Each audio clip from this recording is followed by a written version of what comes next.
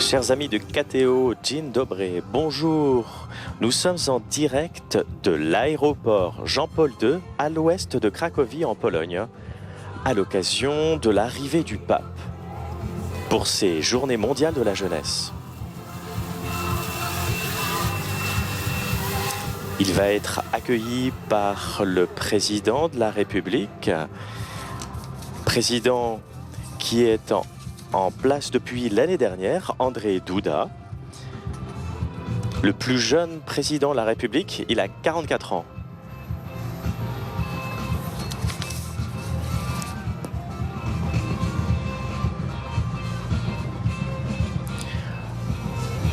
Alors, nous sommes en direct avec Philippine qui est sur place. Bonjour Philippine. Bonjour Philippine. Bonjour Jean-Marie. Alors, vous avez voyagé avec le pape aujourd'hui ? Oui, absolument. Comme le veut la tradition, le pape est venu saluer les journalistes, nombreux, plus de 70 qui sont à bord de son avion. Il a souhaité, ce qui n'est pas toujours le cas, dire quelques mots évidemment à la suite, notamment de l'actualité d'hier en France, de l'attaque de Saint-Étienne-du-Rouvray et de l'assassinat du père Hamel.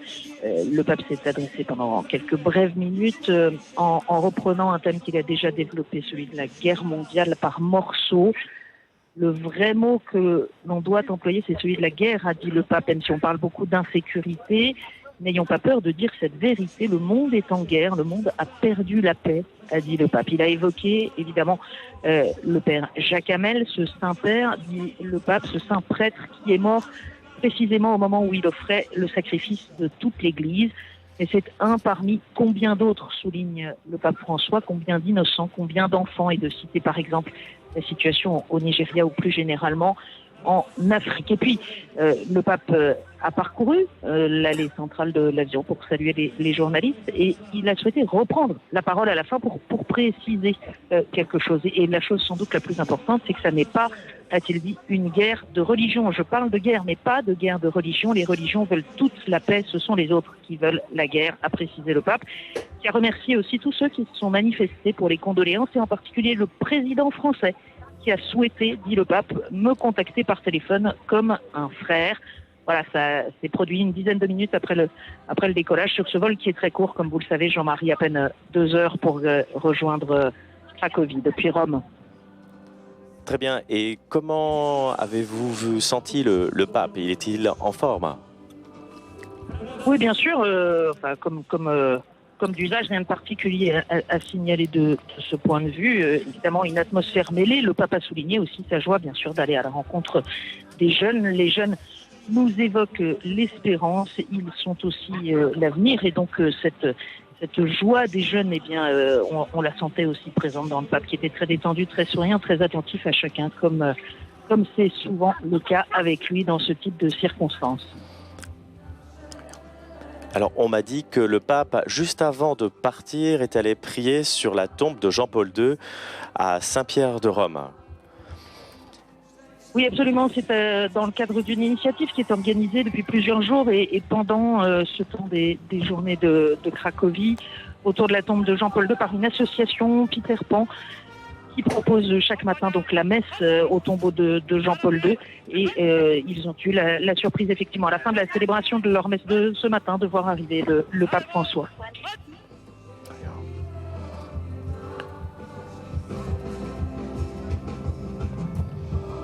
Alors voilà, nous voyons le pape descendre les marches et être accueilli par le président et sa femme sur l'aéroport Jean-Paul II.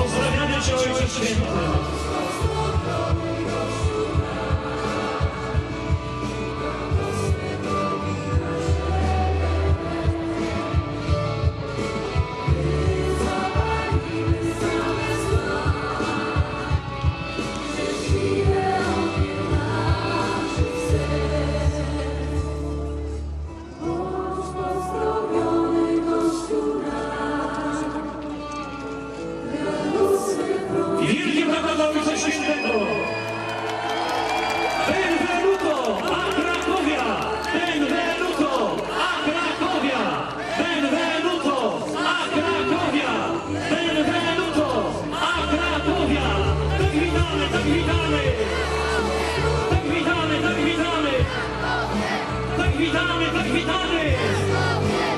Witamy Cię, Ojcze Święty! Witamy wśród nas! Witamy na naszej ziemi! Tutaj w Krakowie! Benvenuto Krakowia!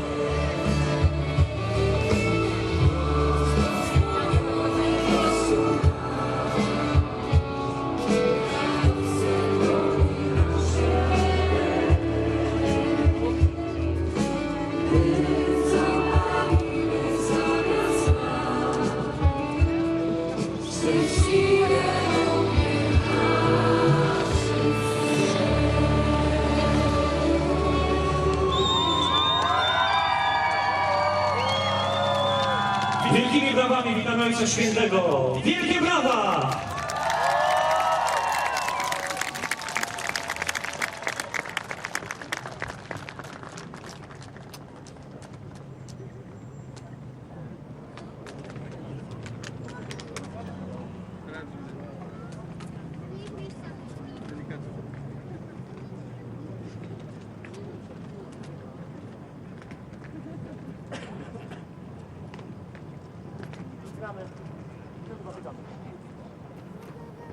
Nous nous apprêtons maintenant à entendre les hymnes nationaux.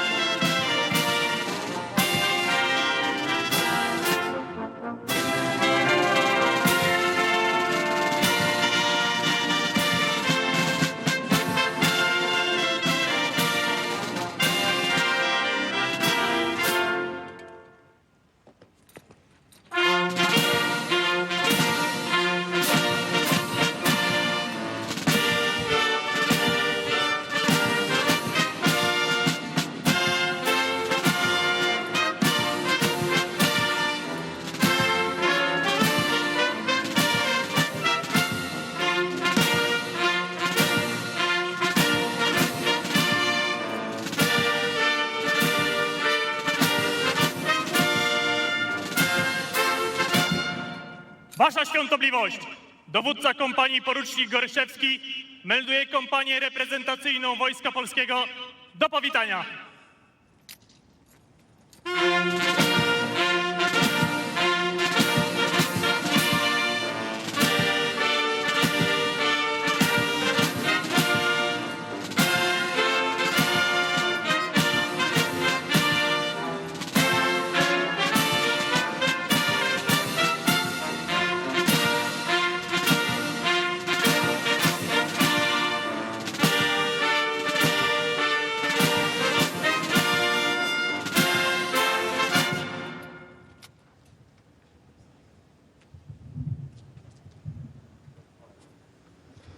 Czonem bojeneś.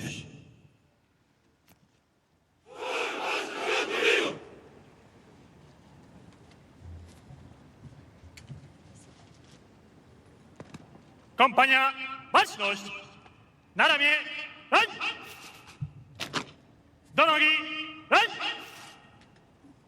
Kompania, spocz!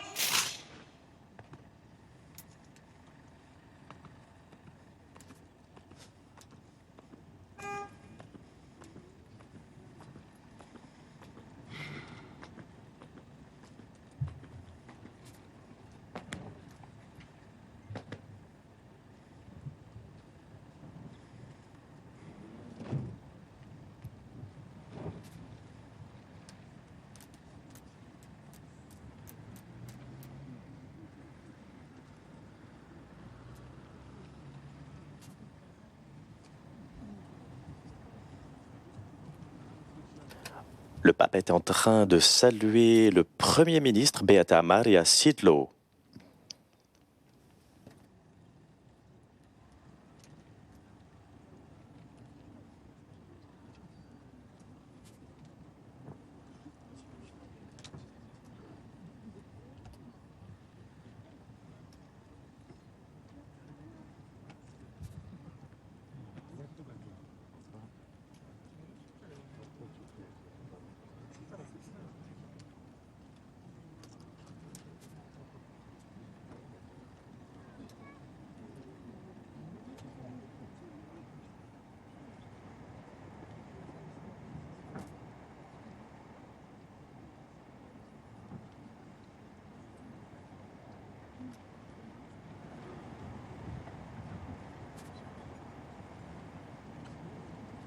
Le pape est en train donc de saluer les autorités polonaises. Il vient de saluer le ministre des Affaires étrangères, Wachichlowski. Je rappelle que la Pologne est une république parlementaire. Le président de la République, que nous voyons à gauche du pape, est élu au suffrage universel direct pour 5 ans et il est le chef de l'État.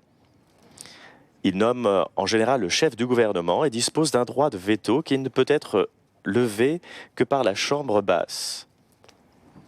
Il est le garant des institutions polonaises. C'était en 1994 que la Pologne a commencé les négociations pour son entrée dans l'Union européenne. La Pologne n'a pas adapté encore la monnaie unique et garde comme monnaie le zloty.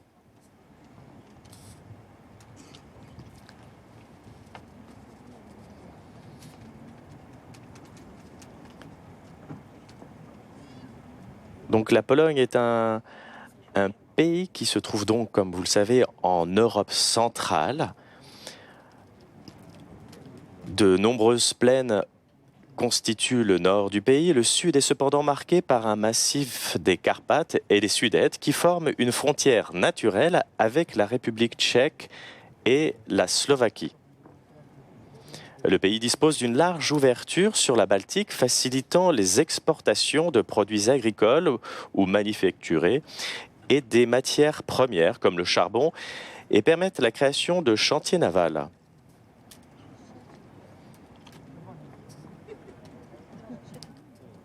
À l'ouest, nous trouvons donc l'Allemagne, dont la frontière est faite par l'Oderneisse, le nom du fleuve et de son affluence situé donc à l'ouest du pays.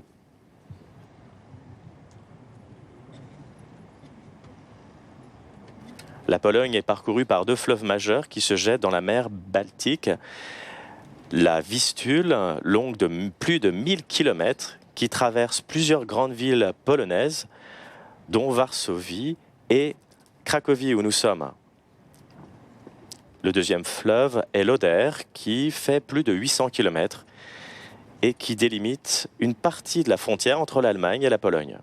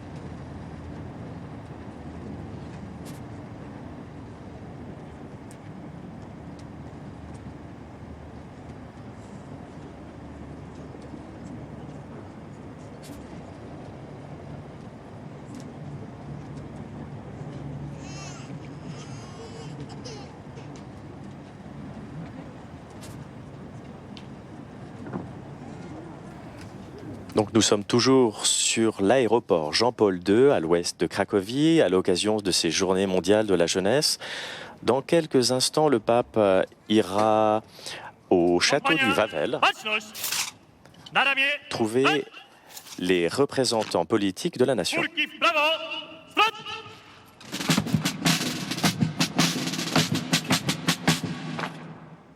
Kompanie za mną! Marsz!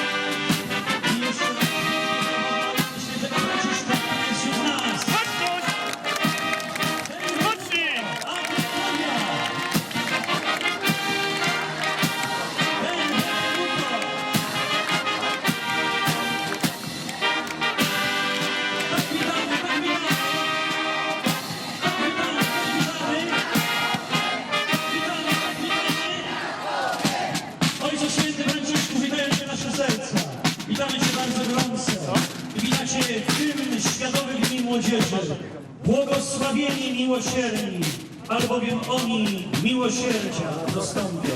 Bo przecież papież Franciszek chciał, aby z tego miejsca, abyśmy nauczyli się wrażliwości miłosierdzia. Zaśpiewajmy wspólnie tę pieśń, która połączyła już nie tylko Polaków, ale młodych całego świata.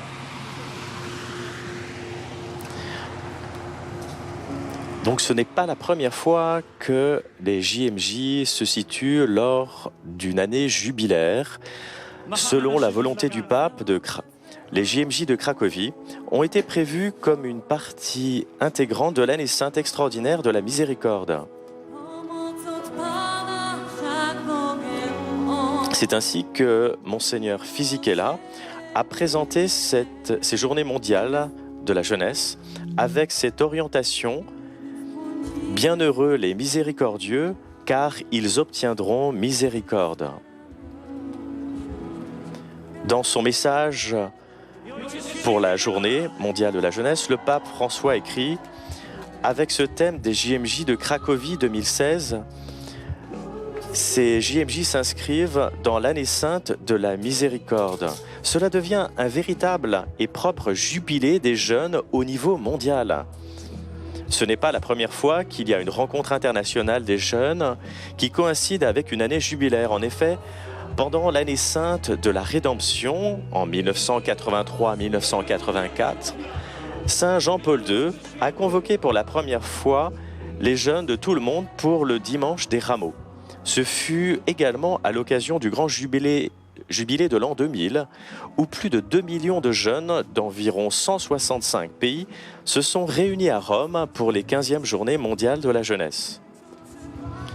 Comme cela est arrivé dans ces deux cas précédents, je suis sûr, dit le pape, que le jubilé des jeunes à Cracovie sera un des moments forts de cette année sainte.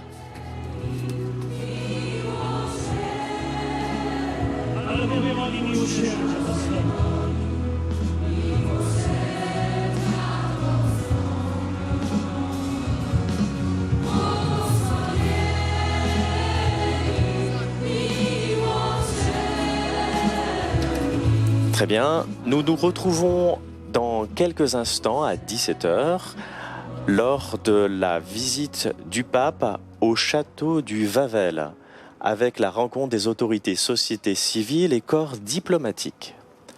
A tout de suite sur KTO.